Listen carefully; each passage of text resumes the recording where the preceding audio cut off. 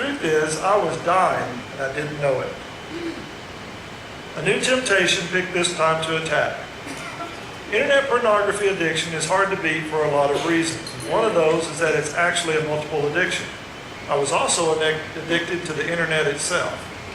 Even I couldn't look at porn all the time, so I started looking for other things to do online. I started playing card games, which also allowed live chat while playing with people from practically everywhere. In January of 2001, I met and became card partners with a woman from Arizona. I'll refer to her as Arizona. We became very close. I'd never cheated on my wife with a live woman. I had never been seriously tempted to do so. I had many safeguards in place to make sure nothing ever happened. I was never alone with a woman. I had no female friends that were not friends of my wife. If a woman or teen girl needed counseling, we met in an office at church while others were around, and the door stayed open. I made sure no one could even suspect that there might be anything inappropriate. But this was different. I never met or saw this woman. All we did was play cards and talk about our lives. Nothing inappropriate about that, right? I mean, Arizona's a long way from South Carolina. Eventually, though, we started complaining to each other. I could tell Arizona how bad the church was treating me, and she understood. I could tell her how stressed I was, and she understood. I could tell her how my family didn't appreciate me, and she understood. I could tell Arizona how distant my wife had become, and she understood. Arizona understood how talented and underappreciated I was. And of course, I provided all that for her as well. We chatted so much that we moved to phone calls so we could really talk. Of course, I hid all this from my wife. Not that there was anything wrong with it, but she just wouldn't understand. Neither would anyone else. I now had something to fill the time when I wasn't acting out with porn or playing games or doing something that just had to get done. Quite literally, I was spending at least 12 hours a day online or on the phone, and often both. But hey, I was managing my life, right? My wife started suspecting that something was up, but always had explanations and denials. The leadership at church was getting more suspicious as well. In June 2001, I took a group of high school and college students on a 2-week mission trip to Honduras. For the first time in over a year, I was without access to pornography on a daily basis. Also, I developed a hernia just before we left, and so was unable to help with the physical work we were doing. This gave me a lot of time alone with no computer and no phone. I picked up my Bible and just started reading. And I started to pray. To really pray. God worked quickly on me then.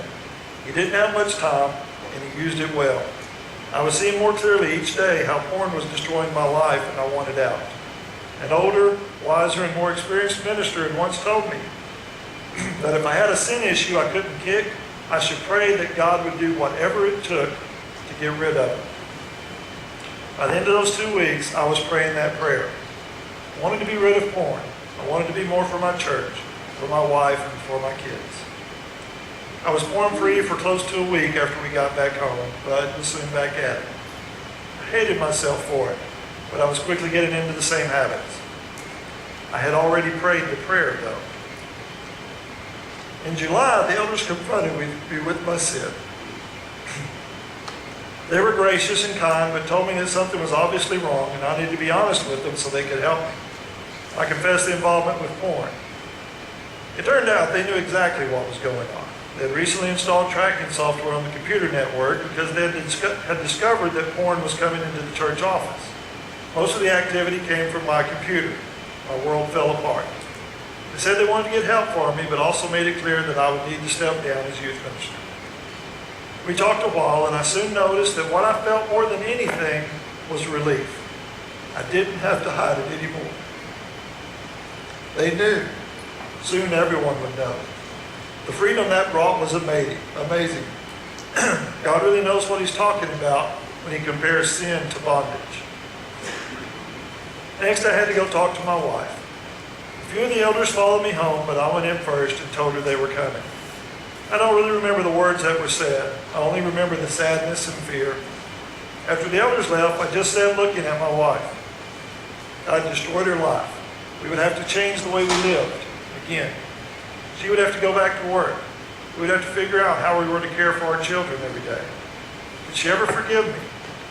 She came over, hugged me, and said, "I love you."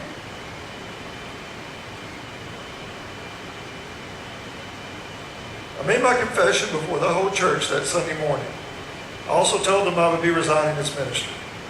It was a written statement, and I somehow got through it without falling apart completely. The elder stood behind me as I read. Our preacher then came up to pray for me, and he invited anyone who felt moved to do so to come up front and gather around me while he prayed. There were about 450 people there that day, and probably 350 gathered around me as best they could. I'd been standing in front of people in church since I was 12. This was the first time I could remember when I did not know what to do. I just stood there weeping and saying thank you and I'm sorry. After person came up and hugged me and expressed their love and support. Looking back, I'm not sure if I ever did anything for that congregation, but they changed my life. Two of the men who came up that morning invited me to go somewhere with them the next Tuesday night, and I agreed. I had nothing else to do. We went to SLAA, Sex and Love Addicts Anonymous, St. Augustine Fellowship. I've been talking to some people already and was trying to get a handle on this whole recovery idea. I was still having trouble with the whole addict concept. It wasn't addiction, it was sin. My theology told me that if I really wanted to stop this, I could. Pray, truly repent, and stop. Not stopping meant I wasn't truly sorry. Never mind that I tried that method for 30 years and it hadn't worked. I couldn't be an addict. They had a first step meeting that first night, which meant that everyone went around and told about how powerless they were in their addiction and how they needed a higher power to help them. Most expressed that higher power to be Jesus. I finally spoke. Blubbered is more the word. I don't even know what I said. I doubt anybody else could understand anything I said. But the important part was that for the first time I said, I am a sex addict. It was out, and there was no going back. I attended that group for the next 2 years.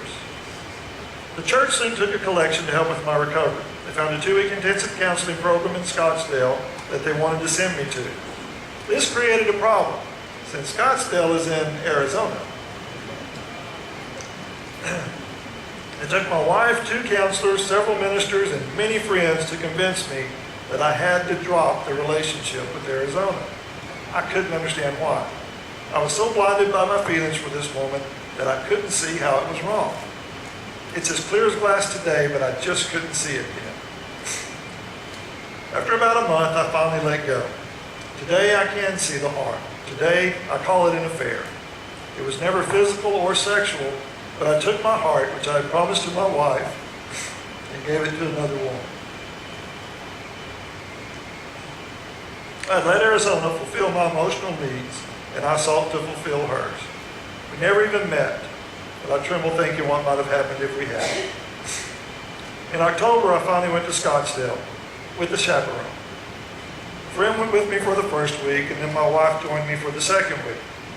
Intensive is a pretty mild word for what I went through. It hurt. I saw things in myself I'd never imagined. I learned things about myself I would never have believed. I saw reasons for my addiction, which gave me ways to fight it. The worst part, and the best part, was the time with my wife. We had one counselor who took us back to the wreck we'd had almost 10 years before. He told us that we had lost each other at that time. Basically, we'd given each other up for dead and had let go and never reconnected as a couple. We're still exploring that today, but it made so much sense that our loss of closeness had a definite reason and a starting point. After the intensive, I vowed never to be in ministry again. I told people that if God wanted me back in ministry, He had better send a big fish. My wife got a teaching job and I started waiting tables. I actually ended up working in a great environment at a job that worked with me in scheduling monetary needs. God always provides. After a year or so, people started encouraging me to pursue ministry again.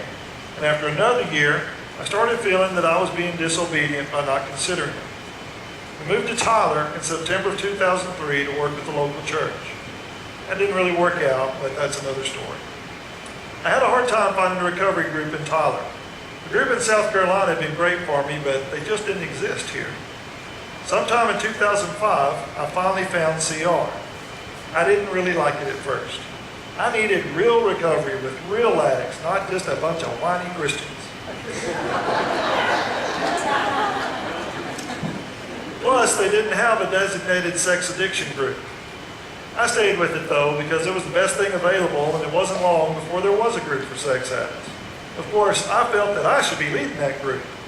Thankfully, I didn't say that. Soon after, I had a relapse. I rented a movie and took it home. 3 weeks later, I did it again. 3 weeks later, I did it again.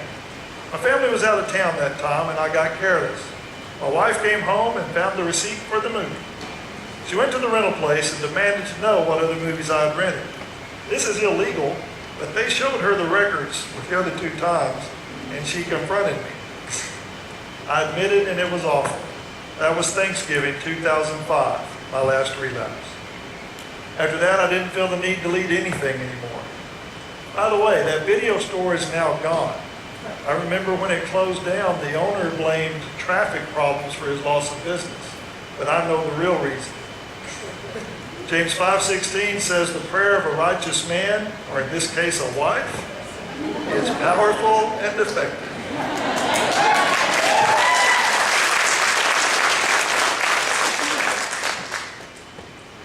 Celebrate Recovery grew on me, and I came to love and need it. When I started giving it a chance, I started to see that these people were very real.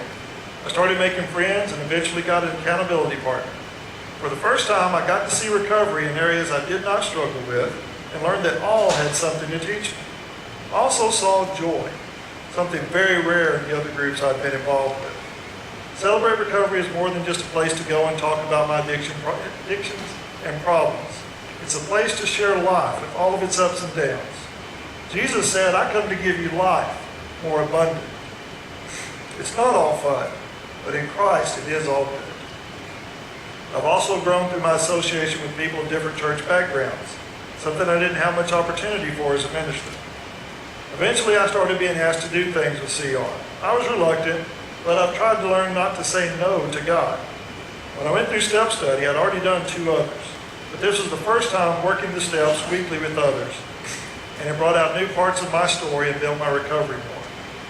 My recovery has been much more about living for Christ than about just abstaining from pornography.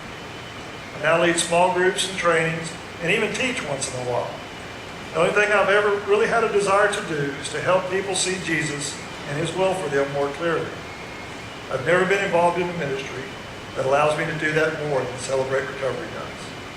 I'm very grateful that God is able to use me to further His purpose. That's what Celebrate Recovery is. God never wastes a hurt, and God forbid that we do differently. Thank you for letting me share. Thank you for being here for me each week.